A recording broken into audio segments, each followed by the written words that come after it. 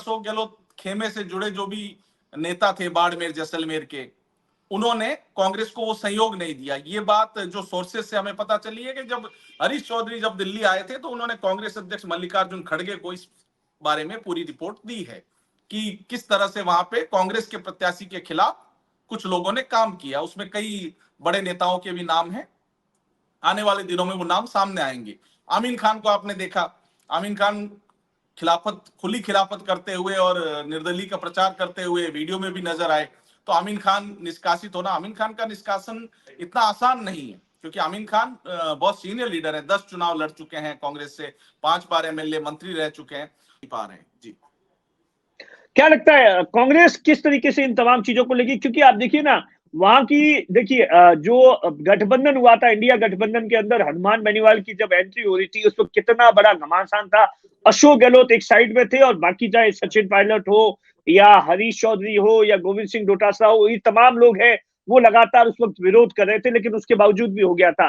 अब वही सिचुएशन है, क्या लगता है? क्योंकि आप देखिए ना, हरीश चौधरी है, सचिन पायलट है, गोविंद सिंह डोटासरा है, वो चाहेंगे कि यहाँ सीट है वो आरएलपी की गठबंधन को दी जाए या नहीं, कांग्रेस का वहां प्रत्याशी उतरे, जिससे हो सकता है कि हनुमान बेनीवाल का खेल भी बिगड़ जाए। बिल्कुल, इसको लेकर जरूर एक द्वंद मचेगा, क्योंकि गोविंद सिंह डोटासरा हो चाहे हरीश चौधरी हो, ये गठबंधन के साथ जाने के पक्ष में कतई नहीं। दोनों का स्पष्ट मत है कि कांग्रेस बहुत मजबूत है और कांग्रेस को अपने दम पे चुनाव लड़ना चाहिए, तो वो प्रयास यही करेंगे। लेकिन इंडिया गठबंधन में है तो हो सकता है कि अभी जो ये चुनाव हो वो आरएलपी कांग्रेस के गठबंधन के साथ ही खींवसर में लड़े। नमस्कार साथियों, मैं आपका साथी दिनेश बोरा। आप राजस्थान तक देख रहे हैं। लगातार आप देखिए, लोकसभा चुनाव के नतीजों के बाद में कांग्रेस के अंदर जबरदस्त तरीके से राजस्थान के अंदर जश्न का माहौल है, और खास तौर से आप देखिए सचिन पायलट जो खेमा है, और पायलट लगातार पिछले जब से लोकसभा का चुनाव के नतीजे आए उसके बाद से पूरे राजस्थान के अंदर सक्रिय है। और जिस तरीके से 2 या 3 दिन पहले स्वर्गीय राजेश पायलट के यहाँ पर पुण्यतिथि को लेकर कार्यक्रम था, और वहां पर जिस तरीके से नेताओं का जमावड़ा था, चाहे वो गहलोत गुट के हो या पायलट के, तो तमाम चीजों को लेकर बहुत सारी चर्चा है वो नई तरीके से शुरू हो रही है। और खास तौर से आप देखिए राजस्थान के अंदर इस समय कांग्रेस के अंदर एक नई जोड़ी की चर्चा है, हरीश चौधरी और सचिन पायलट। जयपुर से जब सचिन पायलट अपने आवास से निकलते हैं तो उनके बगल की सीट पर, फ्रंट की सीट पर हरीश चौधरी बैठे थे। और जब आप देखिए जालोर के अंदर एक कार्यक्रम, सामाजिक कार्यक्रम के अंदर आते हैं, उस वक्त हेमाराम चौधरी है वो सचिन पायलट के साथ में होते हैं। उसके बाद में आप देखिए उनकी गाड़ी के अंदर है हरीश चौधरी होते हैं। तो इस जोड़ी की चर्चा, और इस जोड़ी जिस तरीके से सचिन पायलट सक्रिय हुए हैं, उसके बाद में आखिर किसकी बेचैनी बढ़ी है, अशोक गहलोत गुट है वो क्या इन तमाम चीजों को लेकर आकलन कर रहा है। गोविंद सिंह डोटासरा आप देखिए लगातार दिल्ली के अंदर थे, अभी 4 दिनों से वो अपनी निजी यात्रा पर है, लेकिन उसके बाद में 4 दिन पहले लगातार 3-4 दिन वहां रहकर गोविंद सिंह डोटासरा ने कहीं ना कहीं ये बताने की कोशिश की है कि राजस्थान के अंदर जो कांग्रेस के अंदर 8 सीटें आई है वो मेरी वजह से आई है। अपने नंबर बनाने के लिए जितने भी राजस्थान के सांसद थे उन तमाम लोगों को कांग्रेस के पार्टी के आला कमान से मिलवाया। हमारे साथ में इस वक्त वरिष्ठ पत्रकार विवेक श्रीवास्तव है, जो कि इस समय दिल्ली के अंदर है। हम दिल्ली के अंदर क्या कुछ हलचल है इन तमाम चीजों को लेकर जानने की कोशिश करेंगे, और नई जोड़ी के बाद में तमाम चीजों को लेकर आकलन करेंगे कि क्यों कि राजस्थान के अंदर सचिन पायलट युग की शुरुआत है। इन तमाम चीजों को विवेक जी, सबसे पहले मेरा आपसे पहला यही सवाल है कि जिस तरीके से हरीश चौधरी को सचिन पायलट है वो अपनी फ्रंट सीट पर बिठाकर दोसा ले गए, इन तमाम चीजों का, और लगातार पिछले साल भर से जो घटनाक्रम हुआ था, अशोक गहलोत के खिलाफ हरीश चौधरी की आवाज मुखरती, लगातार जयपुर और दिल्ली के अंदर जब चुनाव थे उससे पहले मीटिंग है, ये तमाम चीजें किस बात की ओर इशारा करती है? देखिए दिनेश, हरीश चौधरी पिछले काफी समय से पूर्व मुख्यमंत्री अशोक गहलोत के ऊपर हमलावर हैं, प्रत्यक्ष या अप्रत्यक्ष रूप से।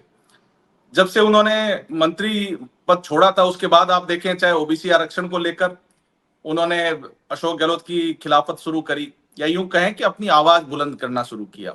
उसके बाद कई ऐसे मामले आए, हनुमान बेनीवाल की आरएलपी को उन्होंने अशोक गहलोत की बी टीम का एक बयान भी दिया था जो बहुत चर्चा में था कि हनुमान बेनीवाल अशोक गहलोत के ही उपजाए या पनपाए कह सकते हैं, और वो बी टीम है अशोक गहलोत की, ये उन्होंने बयान दिया था विधानसभा चुनाव से पहले। उसके बाद जब आरएलपी और कांग्रेस का लोकसभा में गठबंधन को लेकर चल रहा था, तो उसमें भी हरीश चौधरी ने उमेदवार राम बेनीवाल को कांग्रेस में शामिल कराया, जिसे हनुमान बेनीवाल काफी खफा हुए। और गठबंधन भी आपने देखा होगा कि अंतिम क्षणों में जाके हुआ, क्योंकि हरीश चौधरी उसके पक्ष में नहीं थे। हरीश चौधरी नहीं चाहते थे कि आरएलपी के साथ गठबंधन हो। फिर लोकसभा चुनाव के दौरान भी कुछ वाक्य आए जब उन्होंने स्पष्ट तौर पे तो नहीं, लेकिन अप्रत्यक्ष रूप से काफी कुछ कहा, और ये भी तक कहा, जो एक गाड़ी वाला मामला आया था, कि उस पर अशोक गहलोत को जवाब देना चाहिए क्योंकि सवाल वाजिब है। फिर आपने कल का अगर अशोक ये देखा हो, हरीश चौधरी मेहरानगढ़ दुखांती का जो एक बहुत बड़ा इंसिडेंट हुआ था जोधपुर में, जिस समय मुख्यमंत्री अशोक गहलोत थे, एक जांच आयोग गठित हुआ था जस्टिस जसराज चोपड़ा के अध्यक्षता में। वो कमेटी की रिपोर्ट आज तक सार्वजनिक नहीं हुई। तो उस जो उसकी डिमांड कर रहे हैं उनसे जाकर मिलना और उस कमेटी की रिपोर्ट को सार्वजनिक करवाने की मांग करना, ये भी एक सीधा सीधा प्रत्यक्ष कहें या अप्रत्यक्ष कहें, अशोक गहलोत पे उनका निशाना है। और हरीश चौधरी अपना फिक्स कर चुके हैं कि अशोक गहलोत उनके सबसे बड़े कंपिटिटर है, या अशोक गहलोत की जो राजनीति है वो उनसे मेल नहीं खाती है। लोकसभा चुनाव के दौरान एक बात सामने ये भी आई कि अशोक गहलोत खेमे से जुड़े जो भी नेता थे बाड़मेर जैसलमेर के, उन्होंने कांग्रेस को वो सहयोग नहीं दिया। ये बात जो सोर्सेस से हमें पता चली है कि जब हरीश चौधरी जब दिल्ली आए थे तो उन्होंने कांग्रेस अध्यक्ष मल्लिकार्जुन खड़गे को इस बारे में पूरी रिपोर्ट दी है कि किस तरह से वहां पे कांग्रेस के प्रत्याशी के खिलाफ कुछ लोगों ने काम किया। उसमें कई बड़े नेताओं के भी नाम हैं, आने वाले दिनों में वो नाम सामने आएंगे।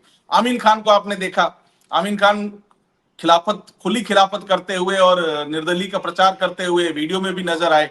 तो आमीन खान निष्कासित होना, आमीन खान का निष्कासन इतना आसान नहीं है, क्योंकि आमीन खान बहुत सीनियर लीडर है, 10 चुनाव लड़ चुके हैं कांग्रेस से, 5 बार एमएलए मंत्री रह चुके हैं। तो हरीश चौधरी ने इस बाबत पूरी रिपोर्ट यहाँ पे दी है। दूसरा आपका जो सवाल है कि आप जो बात कर रहे थे कि जो 11 तारीख को दिखा दृश्य, उस पर मैं आपका सवाल सुन लूं फिर मैं बोलता हूं। मतलब मेरे कहने का मतलब है कि सचिन पायलट जब जयपुर से दौसा जाते हैं, उस वक्त फ्रंट की सीट पर होते हैं, हरीश चौधरी होते हैं, तो तमाम चीजें, ये जो जोड़ी है ये चर्चा के अंदर है। क्या ये राजस्थान के अंदर कांग्रेस का भविष्य है, या इस जोड़ी के साथ आने से क्या कुछ जो बाकी जो कांग्रेस की खेमे हैं उसमें किस तरीके की हलचल है? देखिए, ये एक नया कह सकते हैं नई जोड़ी बनी है पूर्व और पश्चिम की। हालांकि सचिन पायलट पूरे देश के राजस्थान के नेता हैं, लेकिन अगर क्षेत्र वाइज अपन बांटे तो पूर्व और पश्चिम दोनों के लिए वो कहते हैं ना, एक फास्टर खेलने में मजबूत है, एक स्पिनर खेलने में मजबूत है, और दोनों का टारगेट एक है। तो ये जोड़ी बिल्कुल इन दिनों देखें तो काफी आगे बढ़ रही है। और 11 जून को जो दृश्य सबने देखा कि हरीश चौधरी फ्रंट सीट पे बैठे थे और सचिन पायलट ड्राइव कर रहे थे, और 8 सांसद जो जीते कांग्रेस की टिकट पे वो सारे वहां थे, तो एक अपने आप में कह सकते हैं कि वो शक्ति प्रदर्शन था और एक सीधा सा मैसेज था कि आने वाला समय उनका है। लेकिन इस बीच नहीं भूलना चाहिए कि प्रदेश कांग्रेस अध्यक्ष गोविंद सिंह डोटासरा भी अपने आप को साबित करने में कामयाब रहे हैं। प्रदेश कांग्रेस अध्यक्ष गोविंद सिंह डोटासरा को जो मौका मिला उन्होंने उसको अच्छे से बुनाया। विधानसभा चुनाव के अंदर जो राजस्थान में अजय नेता कहलाते हैं राजेंद्र राठौड़, उनको पहली बार पटकनी मिली, जिसमें गोविंद सिंह डोटासरा का प्रमुख योगदान है। उसके बाद शेखावटी से एक लहर उत्पन्न हुई जो पूरे राजस्थान में गई, और एक तेजल सुपर डुपर वाला जो उनका डांस था वो आपने देखा होगा, हर जगह डिमांड आती थी। जब वो जनसभा में जाते थे गोविंद सिंह डोटासरा, तो सामने से लोग कहते थे कि एक बार ये तेजल सुपर डुपर गाना जरूर बजाया जाए। तो गोविंद सिंह डोटासरा भी अपनी जगह बनाने में कामयाब रहे हैं। दूसरी बात, मैं आज दिल्ली आया तो मैंने कांग्रेस मुख्यालय में एक नेता से पूछा कि माननीय पूर्व मुख्यमंत्री जी का क्या भविष्य है, कि जो भविष्य है वो हो चुका है। अच्छा, तो जी स्पष्ट तौर पे तो कहीं ना कहीं एआईसीसी भी ये मान रही है कि आने वाला समय कांग्रेस की जो सेकंड पीढ़ी है, जिसमें सचिन पायलट है, जिसमें हरीश चौधरी है, जिसमें गोविंद सिंह डोटासरा है, जिसमें भंवर जितेंद्र सिंह है, इन लोगों को आगे मौका मिल सकता है। जी, तो क्या इसीलिए आप देखिए, जब 2023 के अंदर पुण्यतिथि का कार्यक्रम था, उस वक्त 6 मंत्री और 9 एमएलए थे। इस बार तो अशोक गहलोत गुट से भी काफी नेता थे, वो वहां पर पहुंचे थे। बिल्कुल। देखिए, कृष्णा पूनिया, भजनलाल जाटव, प्रसादी लाल मीणा, ये वो नाम है ममता भूपेश जो अशोक गहलोत के करीबी, बहुत करीबी कहलाते हैं। लेकिन सबको अपना भविष्य देखिए दिनेश, राजनीति में चुनने का अधिकार है। सबको दिख रहा है कि आज की तारीख में जनरल सेक्रेटरी के रूप में एआईसीसी के सचिन पायलट हैं, तो सब अपना बेहतर भविष्य देखने के लिए, ये राजनीति में कोई नया नहीं है, ये हमेशा से होता आया है। जब भी जो ताकतवर होता है उसके साथ लोग जुड़ते हैं। दूसरा, आपने देखा होगा अशोक गहलोत बिस्तर पे सोए हैं लेकिन अपने आप को कमजोर नहीं दिखा रहे हैं।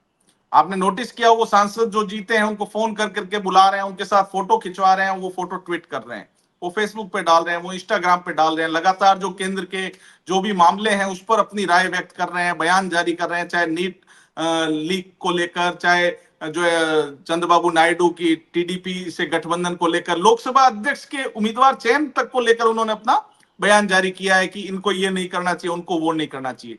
बिस्तर पे लेटे हैं लेकिन अपनी जो कमजोरी कहें वो नहीं दिखाना चाहते। वो अपने आप को मजबूत दिखाने के लिए जो नेता आ रहे हैं उनसे मिल रहे हैं, उनसे तस्वीरें डाल रहे हैं, ताकि राजनीति में ये लगता रहे कि अशोक गहलोत अभी जिंदा है राजनीतिक रूप से। बाकी भगवान उनको लंबी उम्र अच्छा अच्छा अच्छा, मुझे एक चीज बताइए कि लोकसभा चुनाव के नतीजों के बाद में राजस्थान के अंदर कांग्रेस के कौन से नेता मजबूत हुए हैं, कौन कमजोर हुआ है, और क्या कुछ इनका किस तरीके से आगे की इन तमाम चीजों को लेकर दिल्ली के अंदर क्या कुछ चर्चा है? देखिए दिनेश, कमजोर या मजबूत नेता की जो पहली प्राथमिकता होती है वो ये होती है वो अपनी सीट जिता पाया या नहीं जिता पाया। तो इस लिहाज से देखें तो बाड़मेर, जैसलमेर हरीश चौधरी जिताने में कामयाब रहे उमेदवार बेनीवाल को, उन्होंने फ्रंट पे रह के लड़ाई लड़ी, तो हरीश चौधरी का कद जरूर बढ़ा है। दूसरी अपन आते हैं टोंक सवाई माधोपुर, सॉरी डिस्कनेक्ट, जी हरीश हाँ मीणा को जी। जिताने में, हरीश मीणा को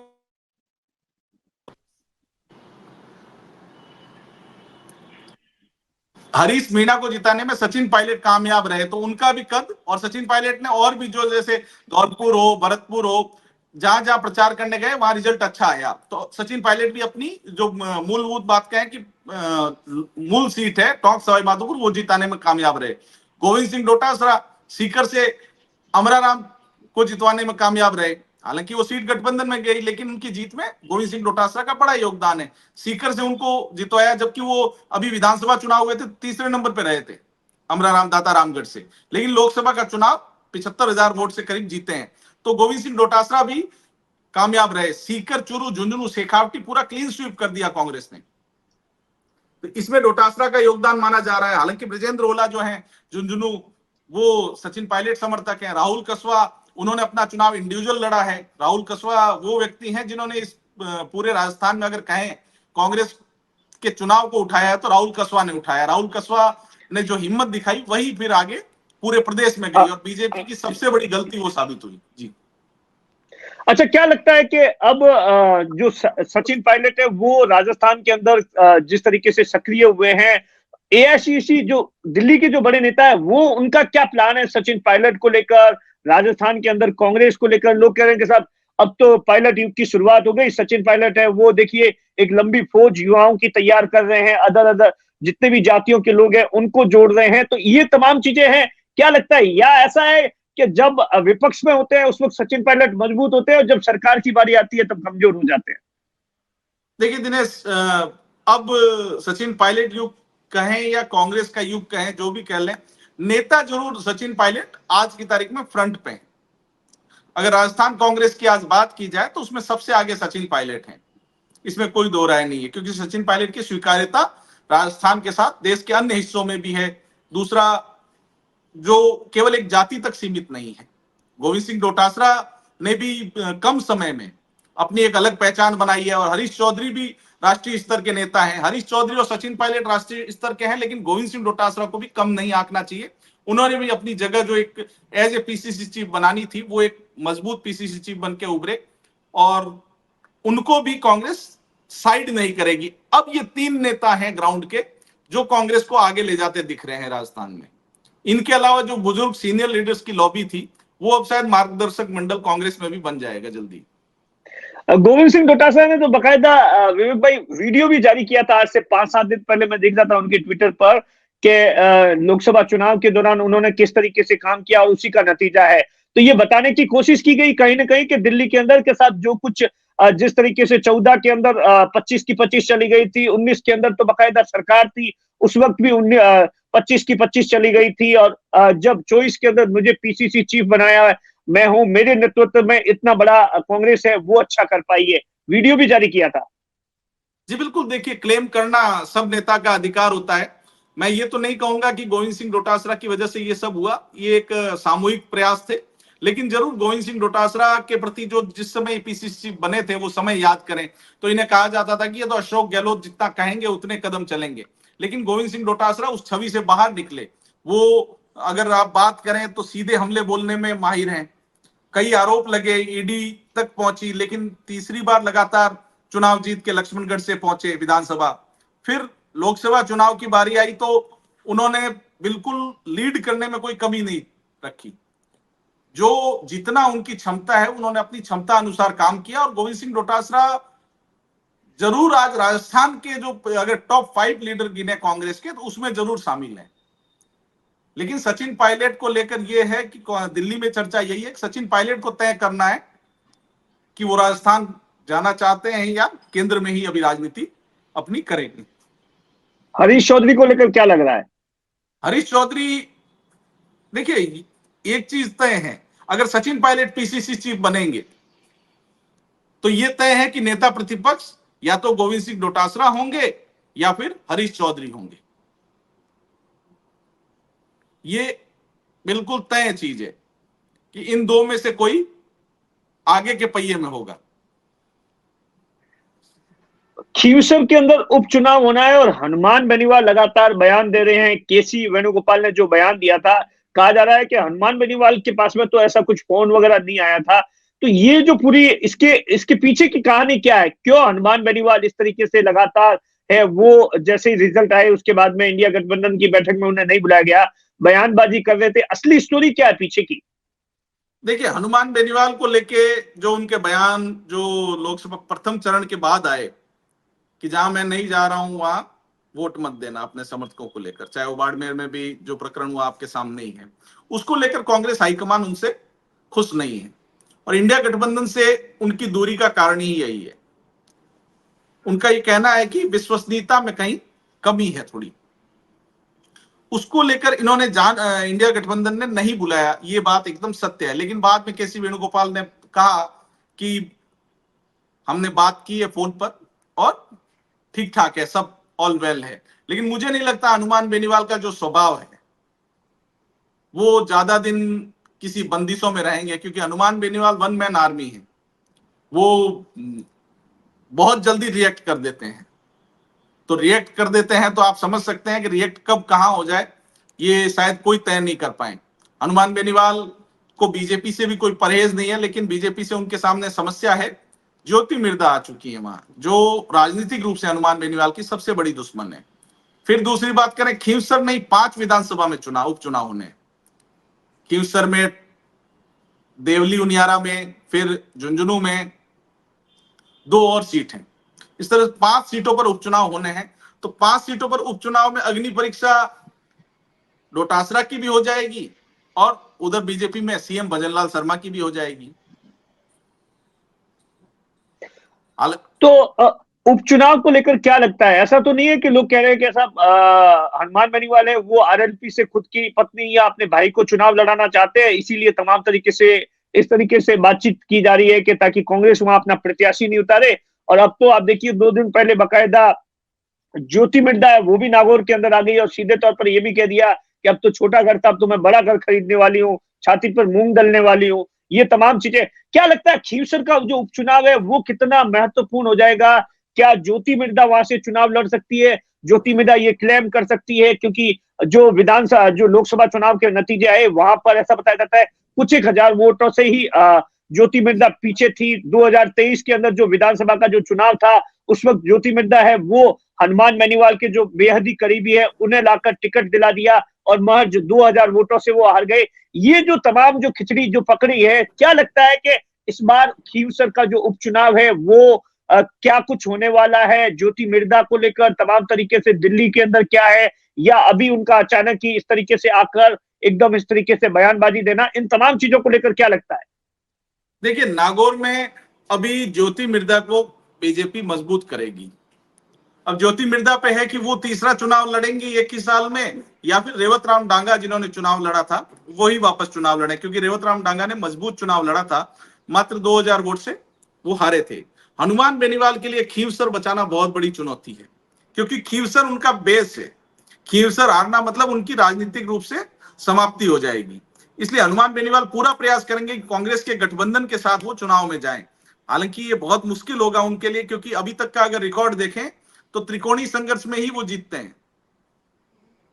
हालांकि 2019 में जो लोकसभा जीते थे उसके बाद बीजेपी ने उनको समर्थन दिया था, बीजेपी ने वहां अपना कैंडिडेट नहीं दिया था। वो वही समीकरण चाहते हैं, कांग्रेस इस बार वहां कैंडिडेट ना दे और आरएलपी को समर्थन दे दे, ताकि उनकी ये खींवसर सीट बची रहे। उतारने सीट पे उम्मीदवार उतारने को लेकर नारायण बेनीवाल के चांसेस कम है, वहां संभवतः हनुमान बेनीवाल अपनी पत्नी कनिका बेनीवाल को इस बार मैदान में उतार सकते हैं, या फिर किसी नए कार्यकर्ता को मौका दे सकते हैं, क्योंकि उनके ऊपर लगातार ये दबाव बन रहा है, ये प्रेशर है कि वो केवल परिवार के बाहर सोच नहीं पा रहे हैं। जी, क्या लगता है कांग्रेस किस तरीके से इन तमाम चीजों को लेगी? क्योंकि आप देखिए ना, वहां की देखिए जो गठबंधन हुआ था, इंडिया गठबंधन के अंदर हनुमान बेनीवाल की जब एंट्री हो रही थी उस वक्त कितना बड़ा घमासान था। अशोक गहलोत एक साइड में थे और बाकी चाहे सचिन पायलट हो या हरीश चौधरी हो या गोविंद सिंह डोटासरा हो, ये तमाम लोग हैं वो लगातार उस वक्त विरोध कर रहे थे, लेकिन उसके बावजूद भी हो गया था। अब वही सिचुएशन है, क्या लगता है? क्योंकि आप देखिए ना, हरीश चौधरी है, सचिन पायलट है, गोविंद सिंह डोटासरा है, वो ये कत्ते वो चाहेंगे कि यहाँ सीट है वो आरएलपी के गठबंधन को दी जाए, या नहीं कांग्रेस का वहां प्रत्याशी उतरे, जिससे हो सकता है कि हनुमान बेनीवाल का खेल भी बिगड़ जाए। बिल्कुल इसको लेकर जरूर एक द्वंद मचेगा, क्योंकि गोविंद सिंह डोटासरा हो चाहे हरीश चौधरी हो, ये गठबंधन के साथ जाने के पक्ष में कतई नहीं। दोनों का स्पष्ट मत है कि कांग्रेस बहुत मजबूत है और कांग्रेस को अपने दम पे चुनाव लड़ना चाहिए, तो वो प्रयास यही करेंगे। लेकिन इंडिया गठबंधन में है तो हो सकता है कि अभी जो ये चुनाव हो वो आरएलपी कांग्रेस के गठबंधन के साथ ही खींवसर में लड़े। अच्छा, क्या लगता है गोविंद सिंह डोटासरा जो कि पीसीसी अध्यक्ष है, वो अब आने वाले टाइम के अंदर वो कहीं ना कहीं दिल्ली के अंदर मजबूत हुए? बिल्कुल, देखिए गोविंद सिंह डोटासरा की जो शैली है उसकी तारीफ दिल्ली में भी होती है और दिल्ली में उसकी चर्चा भी होती है। कांग्रेस के बड़े नेताओं ने उसकी तारीफ भी करी है। गोविंद सिंह डोटासरा माहौल बनाने में मजबूत माने जाते हैं। गोविंद सिंह डोटासरा ने शेखावटी से अच्छा माहौल बनाया जो पूरे राजस्थान में गया। आपने देखा हो तो खासतौर से जाट समाज को देखें तो जाट समाज को मोबिलाइज करने में गोविंद सिंह डोटासरा का बड़ा योगदान है। हरीश चौधरी भी कम नहीं है, लेकिन जो एक होता है ना, हरीश चौधरी मुद्दे अच्छे उठाते हैं, पढ़े लिखे हैं, जानकार हैं, लेकिन गोविंद सिंह डोटासरा ठेठ माहौल बनाते हैं, देसी लैंग्वेज में बोलते हैं, ठेठ देसी बात करते हैं, तो वो उनकी हर व्यक्ति में एक खूबी होती है। तो गोविंद सिंह डोटासरा की जो खूबी है उसकी चर्चा दिल्ली में है। हरीश चौधरी की जो खूबी है कि वो समीकरण बनाने में स्मार्ट है, तो उसकी चर्चा भी दिल्ली में है। और सचिन पायलट वो अच्छे वक्ता हैं, यूथ को इंप्रेस करते हैं, यूथ को दीवाना बनाते हैं, तो उसकी चर्चा भी है। तो सबकी अपनी अपनी काबिलियत है। बाड़मेर जैसलमेर को लेकर क्या चर्चा है? बाड़मेर जैसलमेर को लेकर कांग्रेस की दिल्ली के अंदर? बाड़मेर जैसलमेर अब कांग्रेस जीत चुकी है। आज की तारीख में कांग्रेस मजबूत है। 1 लाख से ज्यादा वोटों से उम्मीदवार बेनीवाल ने जीत दर्ज करी है, तो कांग्रेस के लिए तो ऑल वेल है। दूसरी बात हरीश बीजेपी में चौधरी बात करें, हरीश चौधरी ने कुछ बताया तो होगा वहां पर कि बिल्कुल किस हरीश तरीके चौधरी ने से? अपनी एक गुप्त रिपोर्ट मल्लिकार्जुन खड़गे को सौंपी है, जिसमें उन्होंने कुछ नेताओं के बारे में लिखा है कि इन्होंने इस तरीके से खिलाफत करी है। और वो नेता कौन? बाड़मेर जैसलमेर के प्रमुख नेता हैं। पूर्व विधायक होंगे? हाँ बिल्कुल पूर्व विधायक ही होंगे, क्योंकि विधायक तो एक हरीश चौधरी बचे हैं। चलो, शुक्रिया सर। शुक्रिया।